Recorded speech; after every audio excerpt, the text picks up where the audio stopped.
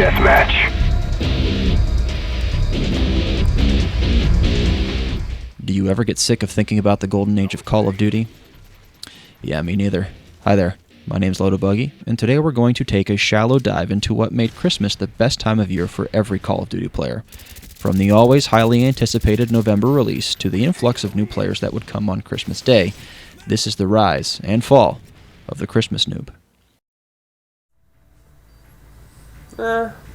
I'll take it though. We're playing against Christmas noobs with their split screeners. This is I'm gonna snipe just to give them a solid chance. You got to give it to them. You got to give these Christmas noobs a little bit of time to adapt to the game. Whether you celebrate Christmas or not, as Call of Duty players, we all loved Christmas time because Christmas time meant Christmas noobs. If you were one of the lucky ones, you would have already gotten your copy of the new Call of Duty at its usual launch time in November. This would give us 1 month of preparation before our big day. The grind began every November, and regardless if the Christmas noobs were coming or not, we were all knees deep in whatever the new Call of Duty was. Testing classes, unlocking perks, guns, equipment, and kill streaks. By the time the first week of release was coming to a close, we'd all spent countless hours optimizing our preferred classes and watching an unhealthy amount of YouTube videos on the new game to continue to feed our hunger when we couldn't play or simply when we were taking a break to refuel. New year, new game, new fun. Clean slate. With our cool, hip, new, futuristic, lame-ass lobby music.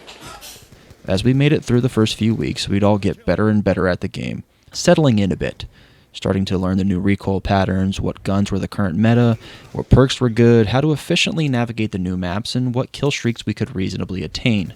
The first few weeks after release, we would see the playing field slowly start to even out just a little as the community locked in. But that wouldn't last much longer. Christmas morning is finally here, and all the other COD kids who didn't already have the game were finally getting their copy. Our time was nearing. December 26th was the big day. We'd have to wait one more day for the Christmas noob effect to fully take effect because the holiday was finally over and our moms would let us loose. Family time had ceased and it was time to game. Oh, Christmas noobs, oh, Christmas noobs, oh, how much they really suck. Oh, Christmas noobs, oh, Christmas noobs, oh, how much I love you. The most wonderful time of the year, definitely. It might be even better than Christmas itself. The day after Christmas, when all the noobs open their happy presents from Santa, see MW3 in their presents, get on the next day, and get r***ed by people like me.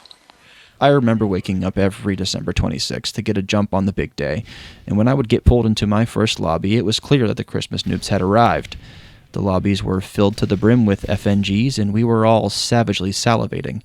If you had a capture card in 2010, you already knew you were going to get a slew of YouTube-worthy gameplays. Leading up to the 26th, you were likely rocking a reasonable 357 or 579 killstreak setup. But on the 26th, it was Blackbirds, Chopper Gunners, Dogs, Harrier, AC-130, and Nukes. It was VSATs, K9s, and Swarms.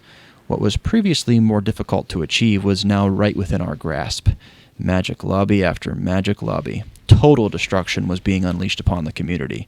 We were ruthless to these poor children. Their first Call of Duty experience of the year was going to be miserable. It was our mission. Pub stomp without remorse. Chopper Gunner, attack dogs. Chopper Gunner, attack dogs. Screams of terror, tears, pleas for mercy could be heard from the lobby. The servers were imploding from the pure unbridled fury. Okay, I know I'm probably blowing this a smidge out of proportion, but you truly just had to be there. There was nothing like it. Christmas Noob Smackdown was so ruthless that in December of 2012, Treyarch released this statement pleading for a little bit of mercy for the new players. But they knew no matter what they said, we would not hold back.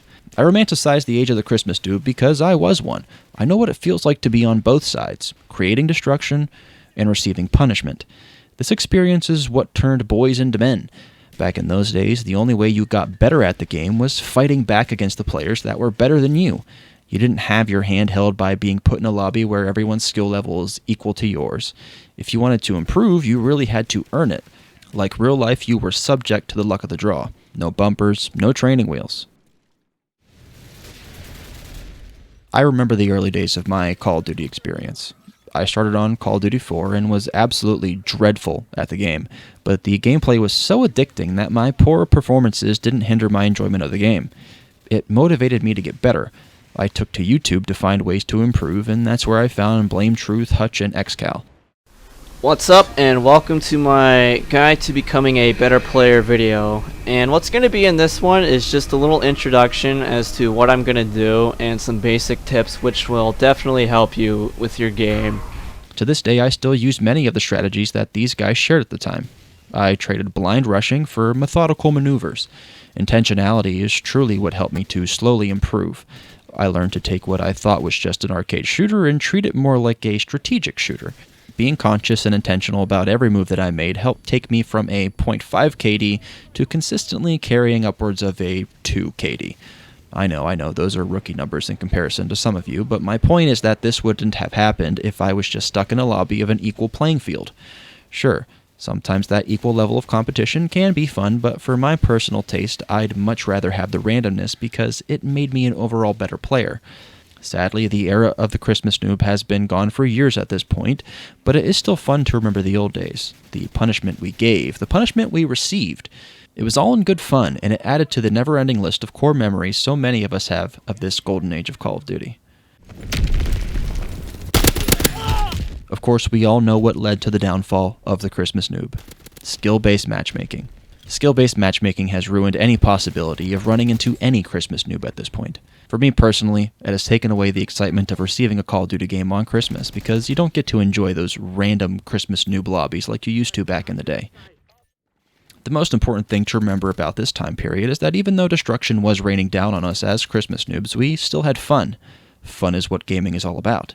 The holiday season, the new Call of Duty game, the friendships, and the lack of responsibilities at the time all contributed to these magic memories.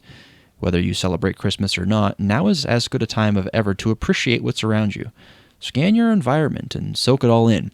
You just may look back in 10 years' time at where you are right now with a heightened sense of nostalgia than you thought possible. Life is just a sequence of seasons, so cherish the season you are in at this moment.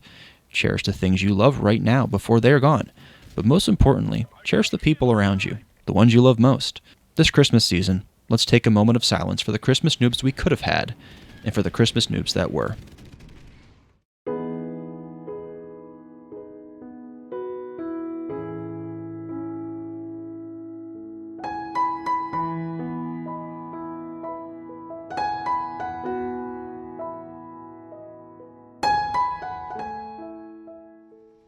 Thank you for watching this video. If you enjoy my content and would like to see more, click subscribe, like the video, and consider leaving a comment. I'd love to hear from you. Bye now.